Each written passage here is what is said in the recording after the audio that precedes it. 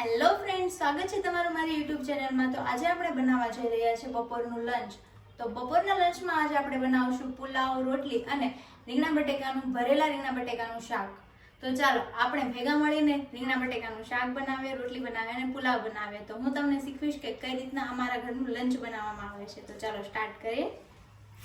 તો ફ્રેન્ડ્સ, આજે આપણે શીખીશું કે ભરેલા રીંગણા બટેકાનું શાક બનાવવું હોય તો તેનો મસાલો કઈ રીતે બનાવો। બધાના ઘરે અલગ રીતે મસાલો બનતો હોય છે, તો અમારા ઘરે પણ કંઈક અલગ રીતે જ મસાલો બને છે। તો ચાલો આપણે સૌ સાથે મળીને શીખીએ કે કઈ રીતે બનાવીએ છીએ। તો મેં લઈ લીધું છે અહીંયા સિંગનો ભૂકો છે, લસણની ચટણી છે, લીંબુ છે, ટામેટા છે અને મસાલા છે, હળદર, મીઠું, ધાણા જીરું।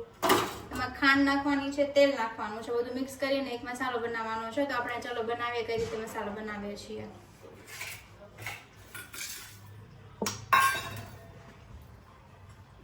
તો બધી વસ્તુ આપણે મિક્સ કરી લીધી છે। સિંગ નાખી દીધી છે, ટમેટું નાખી દીધું છે, લસણની ચટણી નાખી દીધી છે, લીંબુ પણ નાખી દઈશું, થોડું તેલ પણ નાખી દઈશું જેથી કરીને વ્યવસ્થિત રીતે શાકની અંદર ભળી જાય। અને લીંબુ નાખી દેવાનું છે। ધ્યાન રાખવાનું કે લીંબુના બી છે અંદર આવે નહીં તો કોઈના મોઢામાં આવશે તો ખૂબ જ કડવા લાગશે। લીંબુ, ખાંડ, મીઠું, મરચું, હળદર, ધાણા જીરું બધી વસ્તુ નાખી દેવાની છે જેથી કરીને ટેસ્ટ એનો ખૂબ જ મસ્ત આવશે।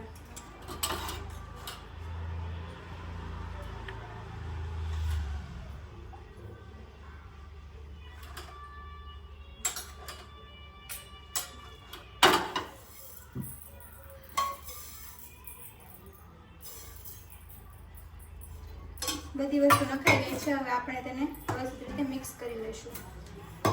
તો ફ્રેન્ડ્સ, મસાલો બની ગયો છે, જોઈ શકો છો કેટલો મસ્ત મસાલો બન્યો છે। તો હવે આપણે એને વારાફરતી બધા રીંગણાની અંદર આપણે ભરી લઈશું। રીંગણા ખૂબ જ નાના નાના છે, વ્યવસ્થિત રીતે એને ધોઈ અને પછી આની અંદર મસાલો ભરી લેવાનો છે। અને એના જે રીંગણાના ઉપરના ડીટીયા છે થોડાક કાઢી નાખવાના છે ને થોડાક રહેવા દેવાના છે, એકદમ સાવ કાઢી નાખવાના નથી। આ રીતે આનો મસાલો ભરી લેવાનો છે રીંગણામાં વારાફરતી। એનું પાણી અંદર જે હોય એ બધું બહાર કાઢીને વ્યવસ્થિત રીતે અંદર આપણે એનું સ્ટફિંગ ભરી દઈશું।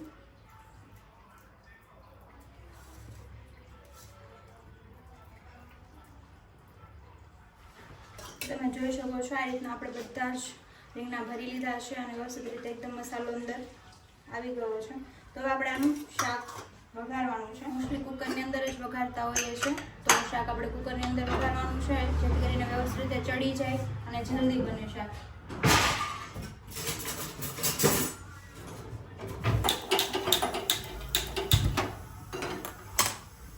સૌપ્રથમ આપણે તેલ નાખશું, 2 થી 3 પાવડા તેલ નાખશું। જે રીતે શાક હોય છે એના હિસાબથી તમારે તેલ એડ કરી દેવાનું છે।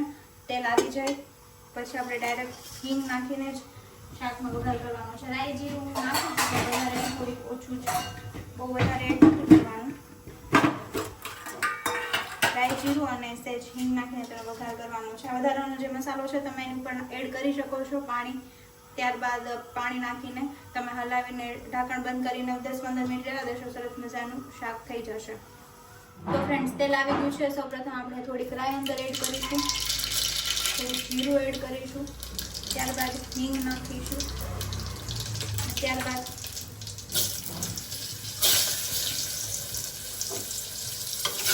રીંગણામાંથી પાણી નાખીશું।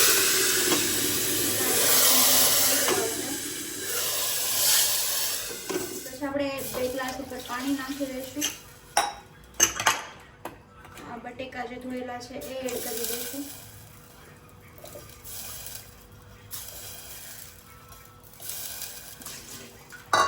અને ત્યારબાદ ઉપરથી થોડીક હળદર,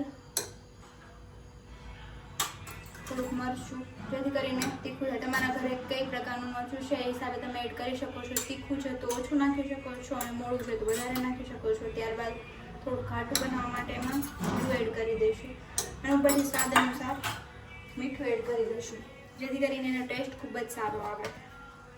અને જો તમારી પાસે ભરેલા રીંગણાનો મસાલો છે તો તમે એડ કરી શકો છો. જો તમારે ભરેલા રીંગણાનો મસાલો કઈ રીતે બનાવવો છે અને તૈયાર મસાલો કઈ રીતે એમાં એડ કરવામાં આવે છે તો તૈયાર મસાલો બનાવવાની રીત તમારે જોવી હોય તો તમે મારા આગળના વિડીયોમાં જોઈ શકો છો. આ ભરેલા રીંગણાનું શાક બનીને તૈયાર થઈ ગયું છે. હવે થોડી વાર એને આપણે ચડવા દઈશું. ચડી જાય એટલે પછી એકવાર ચેક કરી લઈશું કે કાંઈ એડ કરવાનું બાકી તો નથી ને. જો કંઈ પણ વસ્તુ એડ કરવાની બાકી હોય તો તમે પછીથી એડ કરી શકો છો. ત્યારબાદ તમારે થોડી વાર એને ચડવા દેવું પડશે. શાક ફરીથી એને થોડી વાર ઉકળવા દેવું પડશે. એટલે હવે ગેસ બંધ કરી દઈશું.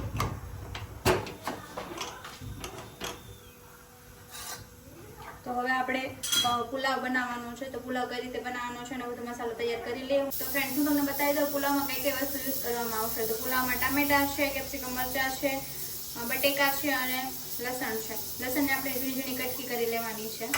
ત્યાર પછી આપણે એક કુકરમાં થોડું તેલ મૂકીશું. પુલાવ બનાવવા માટે ખૂબ જ ઓછું તેલ યુઝ કરવામાં આવે છે. તો આપણે બસ 1-1.5 પાવડા તેલ જ નાખીશું, વધારે નહીં એડ કરીએ. થોડી વાર તેલ આવી જાય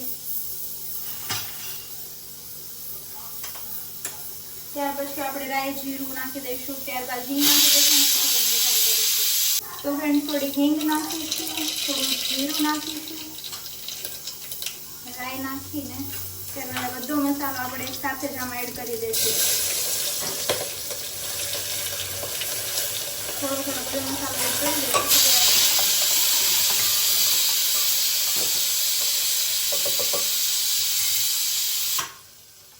ત્યારબાદ આપણે બધો મસાલો એડ કરી દઈશું. હળદર નાખી દઈશું, મરચું નાખી દઈશું અને તમારી પાસે પુલાવનો મસાલો હોય તો તમે એ પણ થોડો એડ કરી શકો છો. જીરું પણ આપણે એડ કરી દઈશું જેથી કરીને થોડીક વ્યવસ્થિત ટેસ્ટ આવે અને સ્વાદ અનુસાર મીઠું નાખી દઈશું.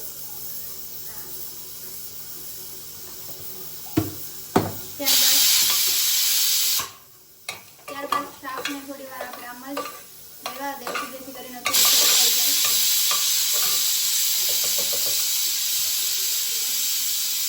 જરૂરતના હિસાબથી આપણે થોડું પાણી એડ કરીશું.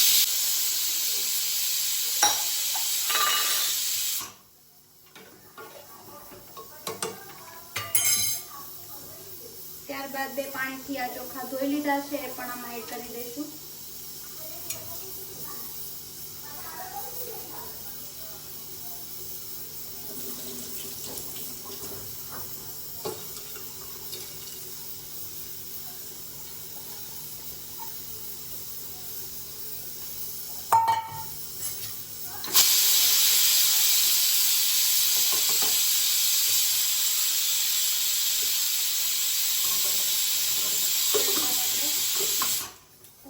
બંધ કરી દઈશું અને 10 મિનિટ રહેવા દઈશું. તો ફ્રેન્ડ્સ પુલાવ પણ બની ગયા છે. હવે આપણે સ્ટાર્ટ કરીશું રોટલી. તો રોટીનો લોટ મેં પહેલાથી બાંધીને રાખ્યો હતો જેથી કરીને થોડું કૂણ આવી જાય. તો આપણે રોટલી બનાવી લઈશું.